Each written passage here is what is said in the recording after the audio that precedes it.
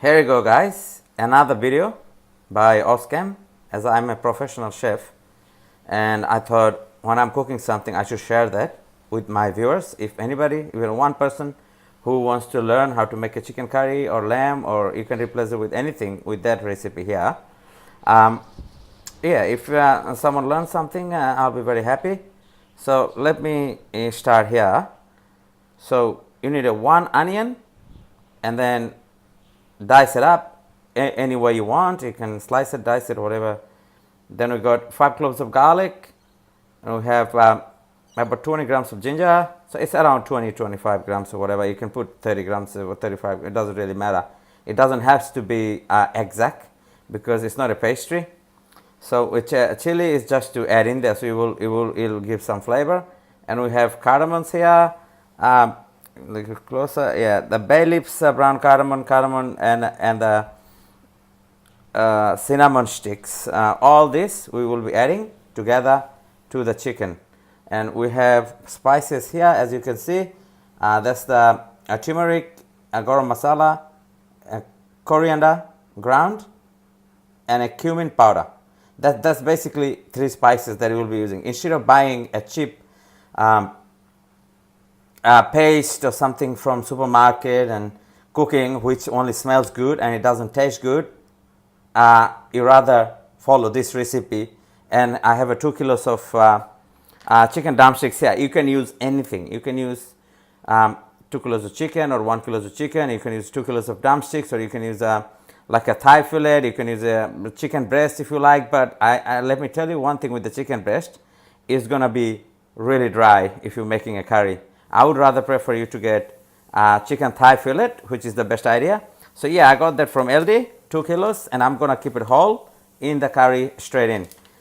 So this is the main ingredients, and I'll be using and I'll be using olive oil. This is from LD as calls extra virgin olive oil, around about 20 ml or 30 ml maximum, depending how much you want. But you have to add a little bit. If you don't add, there's gonna be no flavor.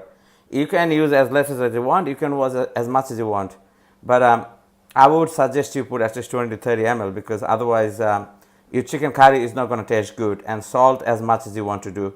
That's basically up to you, or whatever you want to add. That's all.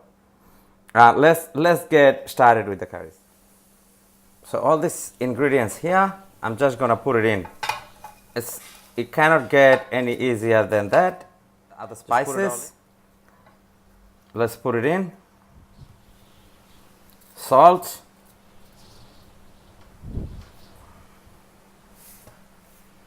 Salt, we can check it afterwards anyway. And I have a little trick here, which is a white vinegar. I'll be adding around 10 ml just to make the chicken get tender quickly. So you could